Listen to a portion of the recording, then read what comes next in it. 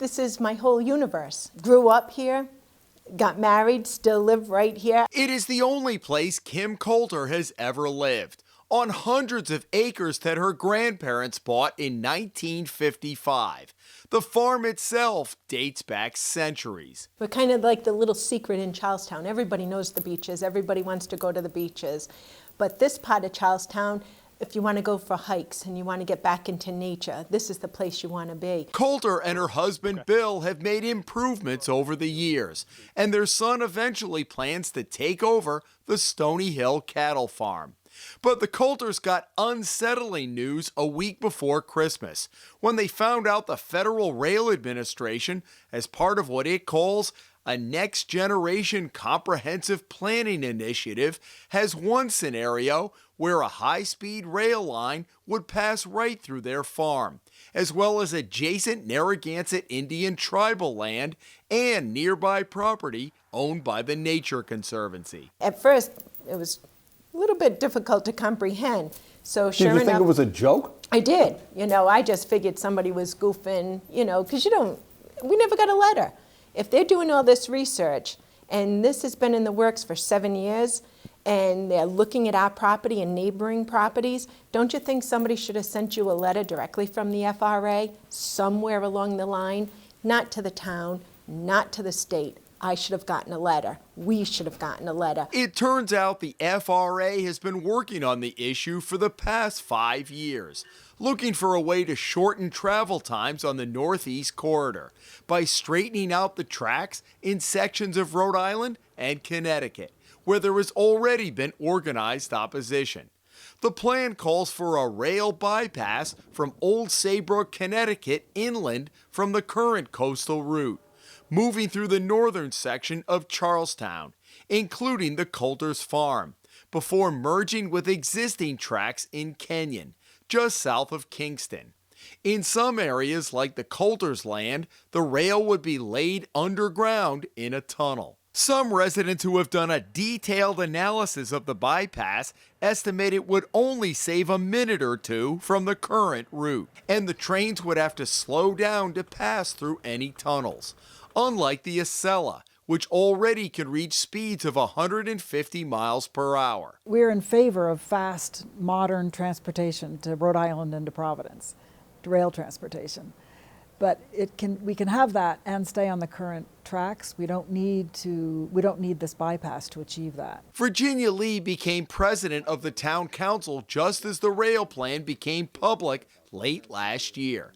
She presided over a meeting of hundreds at the local elementary school last month, and the issue has consumed most of her time the past 2 months. And I think they probably thought this was just because they didn't go down enough to know land, this right? is just somebody's rural land and we can pay that person enough to compensate for the value of their land. Well, that's not true here.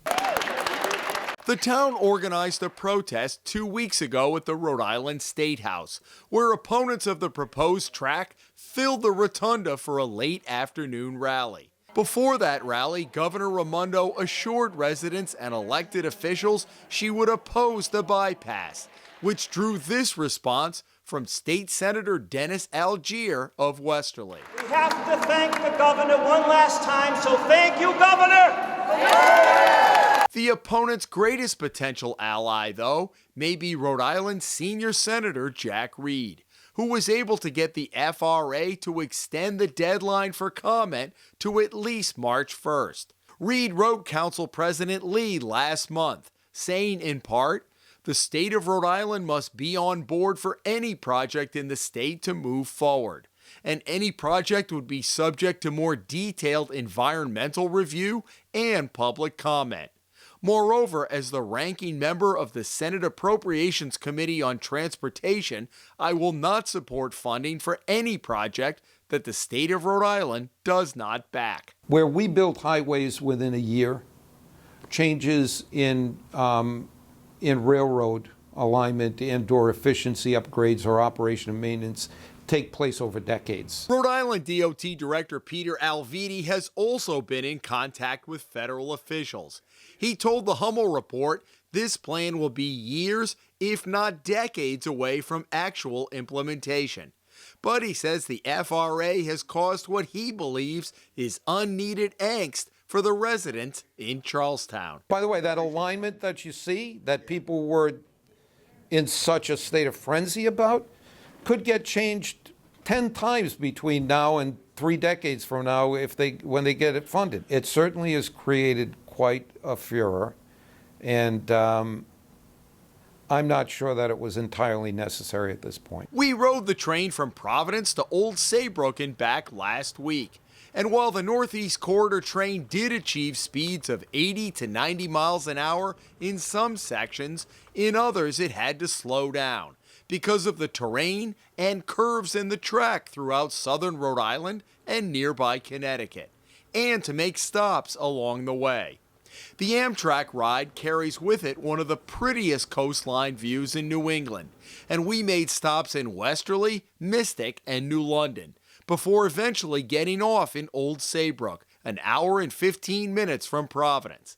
The stops between Kingston and Saybrook would be bypassed under the new proposal. Coulter says while this may be theoretical to some, it is very real to her family. They built this house a decade ago with a sweeping view out the front door. Under one of the current proposals, the train path would go directly through the house. The information that we've gotten back from FRA and from the state is nothing's written in stone. It could move a little bit this way or a little bit that way. That's not good enough. Even if it moves 50 feet this way, 100 feet this way, you're still taking out a whole community. You're still taking out a large chunk of change of conserved land. I don't want that axe hanging over my head for the next 30 or 40 years. I don't want it hanging over my son's head for the next 30 or 40 years. Lee says there has already been a chilling effect for the local land trusts. To me, it's just stunning. It's the whole idea of conservation easements, the whole idea of open space protection. The biggest legacy I can have is to donate my land for future generations and to use and to enjoy is not any longer guaranteed in perpetuity, even though that is what the deeds say, even though that is what we've agreed to do. Already the land trust is having people say, I just gave you multiple acres of land. I'm not going to, and I was going to give you the rest, and I don't trust it now. Already To our land trust. That's the collateral damage that maybe they And don't not just see. our land trust, but the South Kingstown Land Trust, the Westerly Land Trust, the Land Trust Alliance, the Land Trust, any conservation efforts that have gone on for decades, really generations now. Right now we've lost almost 80% of our farmland in the state of Rhode Island. If you take away another couple of farms, that 80% is now 90% of the farmland you've lost. You cannot successfully do farm to table by destroying all your farmland and working on 10%. For now, opponents of the bypass have won an early battle, but it's a long and drawn-out war that they don't want to have to fight, although they will if necessary. It's not conceptual here, it's real here. This imaginary line that people are flippantly saying, well, we'll work the details out later, has real impact on people now. I don't want to be in my 80s and then this raise its ugly head again, and now I have to fight all over again. That's not fair.